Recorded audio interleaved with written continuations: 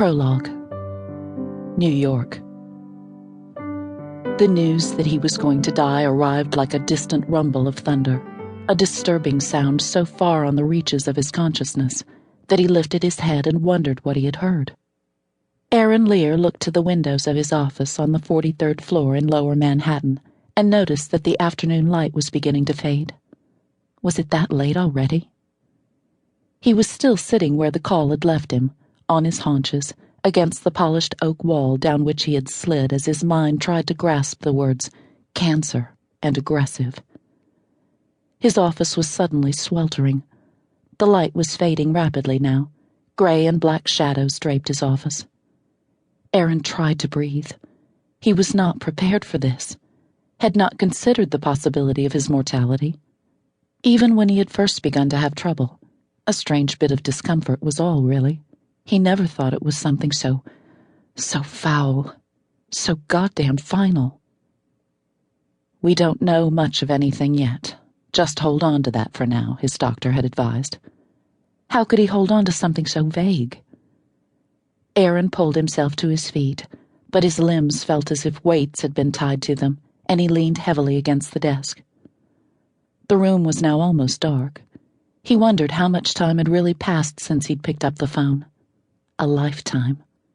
Of course, he had suspected something was terribly wrong for weeks now, from the moment he had felt the hostile invasion of his body, had sensed the vague but undeniable state of war being waged within him when he had, by some internal monitor, felt the cancerous cells advancing like an army of ants through his stomach, into the winding turns of his colon, throwing their incendiary bombs down the chute.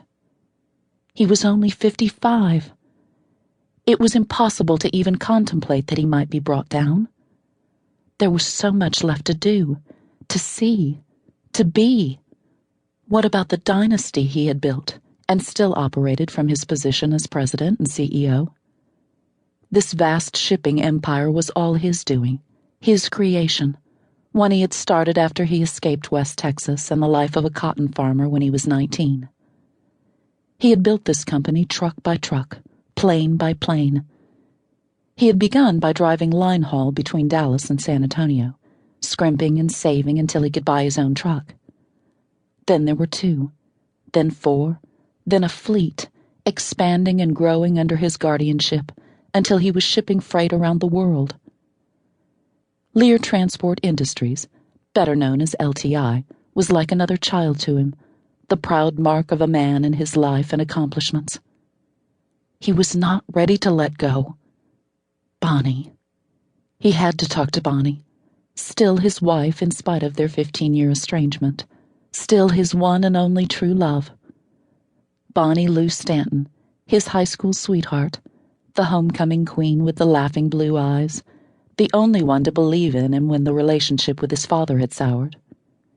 It was Bonnie who had come with him to Dallas when he had left the family cotton farm behind. Bonnie who had stuck by him those lean years when everything looked bleak and had encouraged him when he thought he was failing. And later, with a baby on her hip, smiling cheerfully as she made 1 can of ranch-style beans last 2 days. They had been closest then, drawing on one another's strengths. Exactly when they had begun to drift apart, Aaron couldn't really remember anymore, but he knew that he still loved her, would always love her. His gaze fell to the picture of his daughters on his desk, and he felt the smile spread across his lips. They were the best thing he had ever done. There was Robin, his oldest, her curly black hair indicative of her spunk, her blue eyes steely with determination. And Rebecca, sitting gracefully in the middle, as pretty now as she had been the day she was crowned Miss Houston. Then Rachel, the baby, laughing when she should have been smiling, her blue eyes sparkling with the gaiety that was always with her. 3 beautiful women who he had a hand in producing. Biologically, perhaps, but he couldn't claim much credit beyond that, could he? He had been